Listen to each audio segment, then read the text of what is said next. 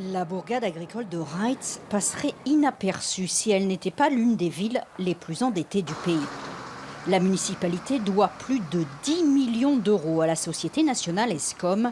Elle n'a pas payé ses factures d'électricité depuis des années. À la mairie, les responsables de l'ANC au pouvoir ont refusé de nous parler. Mais les conseillers municipaux de l'opposition dénoncent la mauvaise gouvernance. Les consommateurs ont payé leurs factures, l'argent a été utilisé autrement. Et en dépit du fait que la ville doive autant d'argent, le maire roule dans une BMW flambant neuve de plus de 50 000 euros. Les milieux d'affaires craignent le pire. Dans cet abattoir, on reçoit plus de 150 000 poulets par jour. Sans électricité, c'est toute l'usine qui s'arrête et des milliers d'emplois qui sont menacés. On a installé des générateurs pour assurer la sécurité des chambres froides. Face au risque encouru, l'investissement est massif.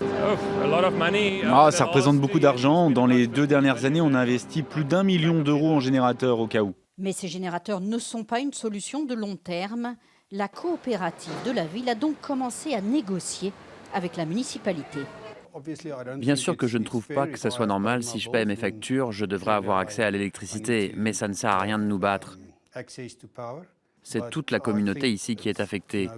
Donc, mieux vaut trouver une solution que de se mettre à se bagarrer.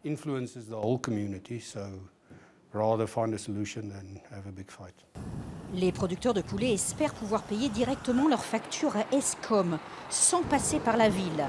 Mais cette solution ne pourra pas être utilisée par tous les résidents qui seront coupés tous les week-ends, matin et soir. Je ne peux pas utiliser la machine pour les cartes de crédit et de toute façon, c'est tout noir ici, il n'y a aucune lumière. Et puis à la maison, il n'y a pas d'eau parce que la pompe est endommagée. La viande, elle pourrit dans le frigo s'il y a des coupures. À Reitz, il fait très chaud en été et très froid en hiver. La mairie a jusqu'au mois d'avril pour régler ses factures.